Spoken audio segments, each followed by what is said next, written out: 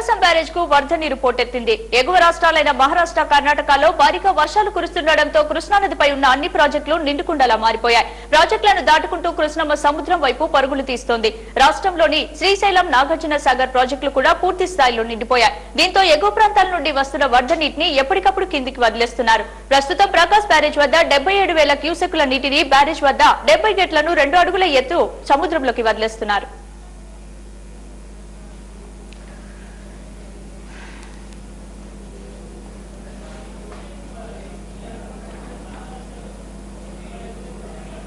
ఇక ఇదే విషయానికి సంబంధించి మరింత సమాచారాన్ని మా విశాఖ రిపోర్టర్ రామకృష్ణ అందిస్తారు. కృష్ణానది ఉన్నటువంటి ప్రాజెక్టులన్నీ కూడా పూర్తిగా నిండిపోవడంతో దాదాపుగా శ్రీశైలం, నాగార్జున సాగర్ నుంచి పెద్ద ఎత్తున భారీగా వరద నీరు ప్రకాశం బ్యారేజ్ చేరుకుంటుంది. ఈ నేపథ్యంలో ప్రకాశం బ్యారేజ్ ఉన్నటువంటి 70 గేట్లను కూడా ఎత్తివేసి ఆ 70 గేట్ల నుంచి కూడా వరద నీటిని పూర్తిగా కూడా బయటకు వదిలేస్తా ఉన్నారు. ప్రకాశం బ్యారేజీకి ప్రస్తుతం చూసుకుంటే కనుక లక్షలాది క్యూసెక్కుల వరద నీరు పోటెత్తున్నటువంటి పరిస్థితి కనిపిస్తా ఉంది. ఇదంతా కూడా దాదాపుగా నిన్న మధ్యాహ్నం నుంచి కూడా ఈ వరద నీరు రావడంతో ప్రకాశం బ్యారేజ్ ఉన్నటువంటి 70 గేట్లను కూడా అధికారులు నిన్న అడుగు మేర ఎత్తారు. ఇలా అయితే కనుక ఈ రోజు 40 గేట్లను అయితే కనుక 2 అడుగుల మేర ఎత్తేసేసి ఈ ప్రకాశం బ్యారేజీకి వస్తున్నటువంటి వరద నీటిని సముద్రంలోకి వెళ్తున్నారు.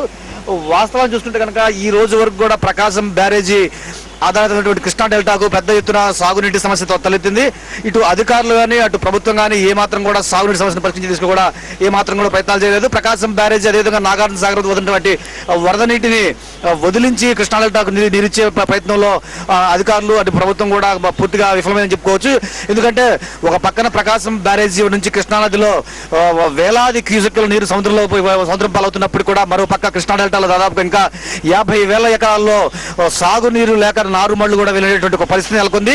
అదేవిధంగా ప్రకాశం బ్యారేజీకి అదేవిధంగా కృష్ణా డెల్టాకి సాగునీటి స్థిరీకరణ కోసం ఏదైతే పులిచింతల ప్రాజెక్టు నిర్మించారో పులిచింతల ప్రాజెక్టు వద్ద కూడా పూర్తి స్థాయిలో నీటిని నిల్వ చేసే పరిస్థితి లేదు. ఎందుకంటే పులిచింతల దగ్గర ఉన్నటువంటి నిర్మాణంలో పూర్తయినప్పుడు కూడా ఆ పులిచింతల్లో ఎవరైతే ముంపు బాధితులు ఉన్నారో నిర్వాసితులు వారందరికీ కూడా పునర్వాసం పూర్తి స్థాయిలో కల్పించలేదు. దీంతో తమకు పునరావాసం కల్పించకుండా తమ ప్రాంతాల్లోంచి తమకు ప్రత్యేకటువంటి ఏర్పాట్లు చేయకుండా కనుక మన పులిచింతల వద్ద కనుక భారీగా కనుక నీరు నిల్వ చేస్తే కనుక తమ గ్రామాలు తమ మునిగిపోతాయి, తమ పంట పొలాలు మునిగిపోతాయి, తాము పూర్తిగా కూడా నష్టపోదని చెప్పేసి వాళ్ళంతా ఆందోళన చేస్తున్నారు. ఇందులో భాగంగా నల్గొండ జిల్లాలో కూడా పులిచింతల ప్రాజెక్టు ముంపు ప్రాంతాల్లో ఉన్నటువంటి నేపథ్యంలో అటు తెలంగాణ ప్రభుత్వం కూడా ఇటు ఆంధ్రప్రదేశ్ ప్రభుత్వానికి కూడా స్పష్టమైనటువంటి లేఖ రాసింది.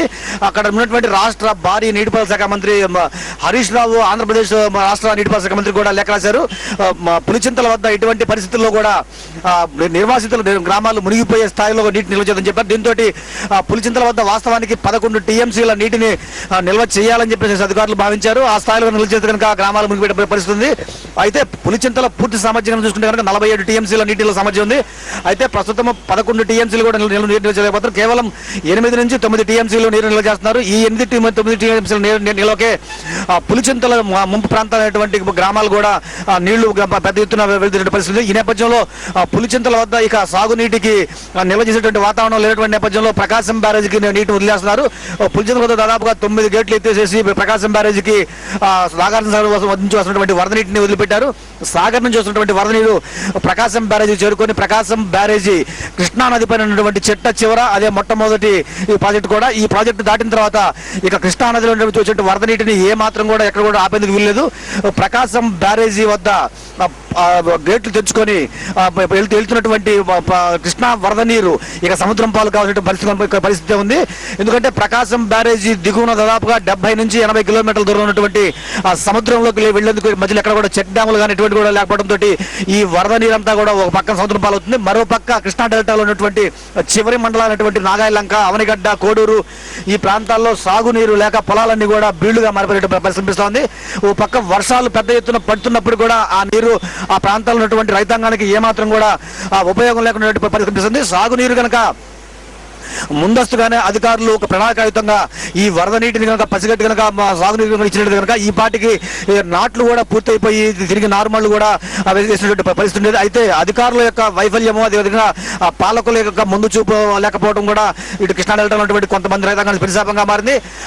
ఏది ఏమైనప్పటికీ కూడా కృష్ణా డెల్టాకి నీరు లేక రైతులు పెద్ద ఎత్తున ఇబ్బంది పడతా ఉంటే ఈ రోజున కృష్ణా నదిలో ఉన్నటువంటి వరద నీరు పోటెత్తి అటు ఆల్మట్టి నుంచి నారాయణపుర, జూరాల, శ్రీశైలం, నాగార్జున సాగర్ దాటుకొని కృష్ణమ్మ పరవళ్లు తొక్కుతా పెద్ద ఎత్తున ప్రకాశం బ్యారేజీ దూసుకొస్తా ఉంది.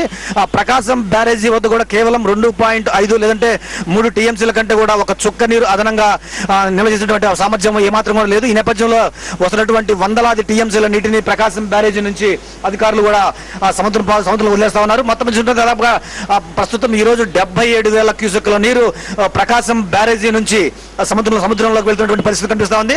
ఆ ప్రకాశం బ్యారేజీ నుంచి వస్తున్నటువంటి నీరంతా ఏదైతే ఉందో ఆ నీటిని అధికారులు మళ్లించి చూస్తున్నారు. ప్రకాశం బ్యారేజీ నుంచి కూడా కొంత తగ్గిస్తున్న నీటిని కూడా ఇటు పక్కన మరినటువంటి కాలువలకు కూడా నీటి అధికారులు వదులుతున్నారు. ఇటు కృష్ణా తూర్పు కాలువ, అదేవిధంగా కృష్ణా పశ్చిమ కాలువ కూడా నీళ్లు వదిలేసేటటువంటి రైతాంగానికి నిరోధించే ప్రయత్నం అధికారులు చేస్తున్నారు. ఇది ప్రకాశం వరద పరిస్థితి. Out studio.